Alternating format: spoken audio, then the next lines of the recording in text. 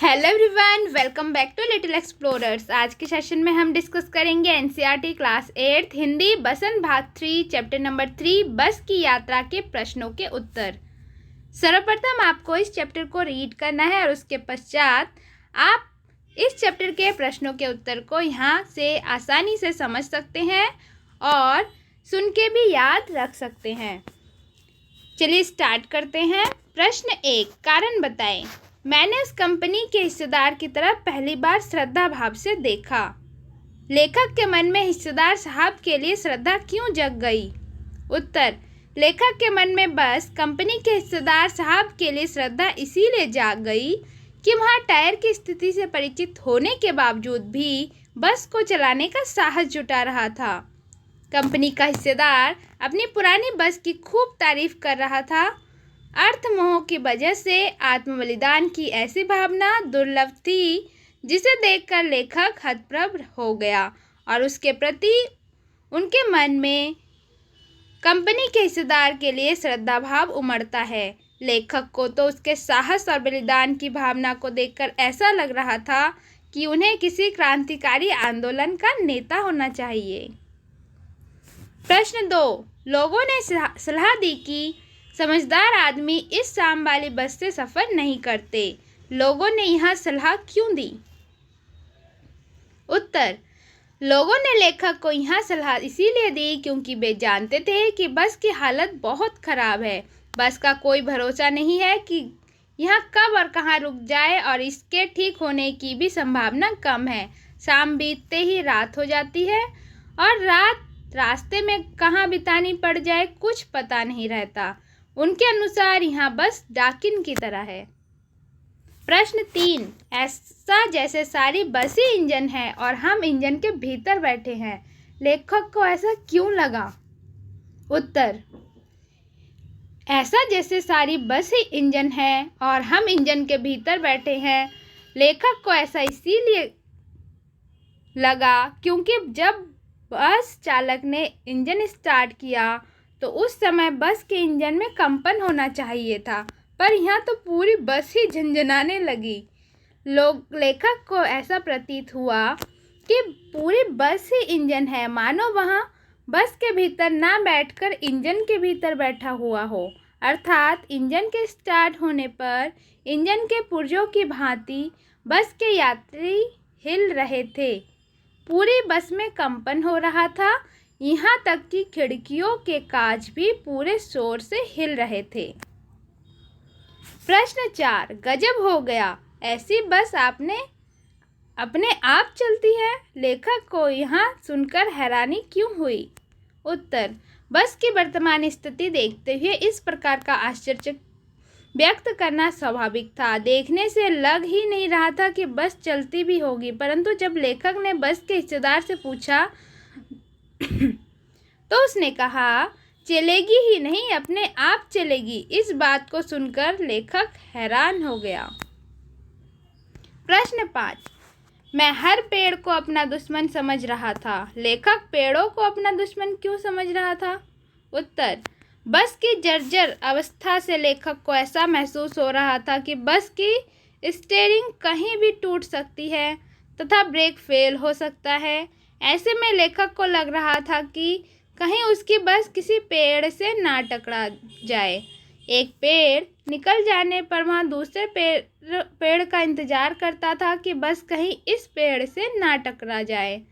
यही वजह है कि लेखक को हर पेड़ अपना दुश्मन लग रहा था कि बस अनियंत्रित होकर कभी भी इनसे टकरा सकती है।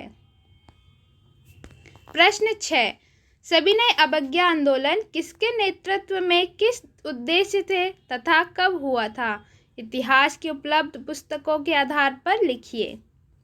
उत्तर, सविनय अवज्ञा आंदोलन महात्मा गांधी जी के नेतृत्व में सन 1930 में अंग्रेजी सरकार से असहयोग करने तथा पूर्ण स्वाधीनता प्राप्त करने के लिए किया गया था।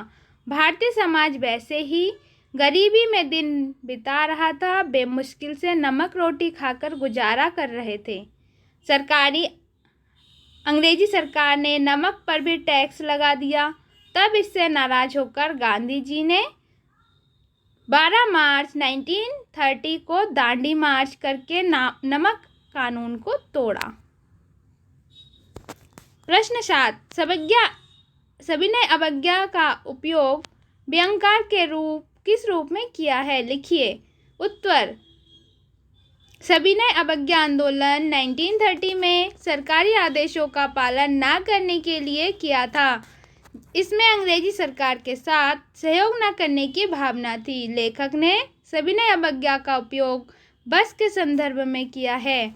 वह इस प्रतीकात्मक भाषा के माध्यम से यह बताना चाह रहा है कि बस विनयपूर्वक अपने मालिक व यात्री से उसे स्वतंत्र करने का अनुरोध कर रही है। जिस तरह अंग्रेजों की दमनपूर्वक नीति के खिलाफ भारतीय जनता विनयपूर्वक संघर्ष के लिए आगे बढ़ती रही, उसी तरह यह खटारा बस भी जर्जर होने के बावजूद चलती जा रही थी। भाषा के बाद प्रश्न 8, बस बस बस 3 शब्द है।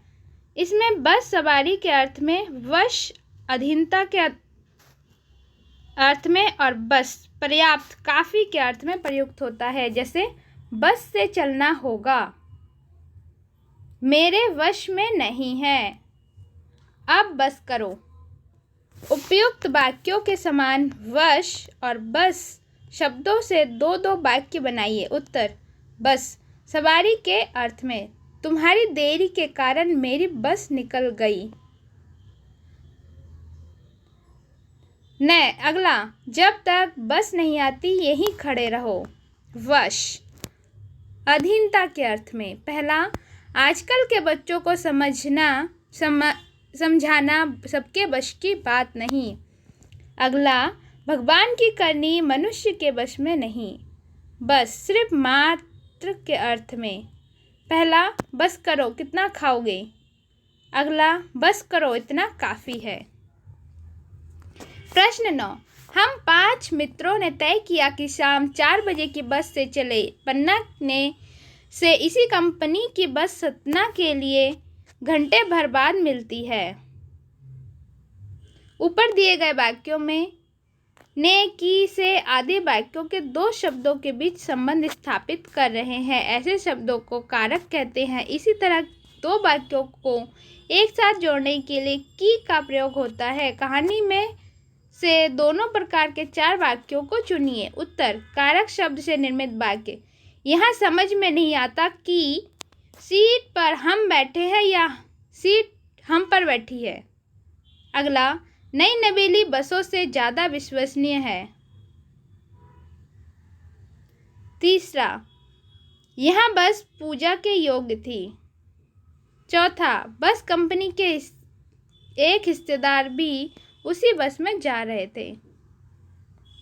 प्रश्न 10, हम फौरन खिड़की से दूर सरक गए। चांदनी में रास्ता टटोलकर वहां रेंग रही थी। दिए गए वाक्यों में सरकना और रेंगना जैसी 2 प्रकार की गतियां हैं। ऐसी कुछ और क्रियाएं एकत्र कीजिए जो गति के लिए प्रयुक्त होती है, जैसे घूमना आदि। उनके वाक्यों में प्रयोग कीजिए। टहलना, दादाजी को टहलना अच्छा लगता है। चलना सेहत के लिए बहुत लाभदायक है। प्रश्न नंबर 11, काज बहुत कम बचे थे, जो बचे थे उनसे हमें बचना था। इस वाक्य में बच शब्द को 2 तरह से प्रयोग किया गया है, एक शेष के अर्थ में और दूसरा सुरक्षा के अर्थ में। नीचे दिए गए शब्दों को वाक्यों में प्रयोग करके देखिए। ध्यान रहे, एक ही शब्द वाक्य में 2 बार आना चाहिए और शब्दों के अर्थ में कुछ बदलाव होना चाहिए। पहला, जल, दूसरा, हार। उत्तर, जल। मीना गरम जल से बुरी तरह जल गई।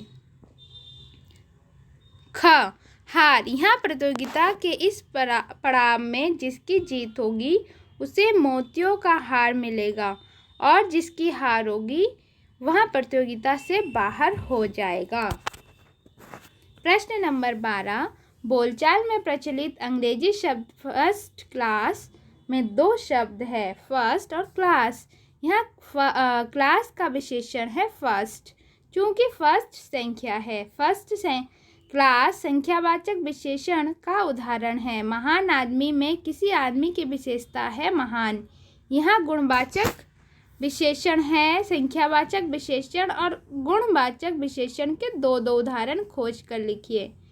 उत्तर संख्यावाचक विशेषण 4, 8, 10। गुणवाचक विशेषण चांदनी रात, समझदार आदमी।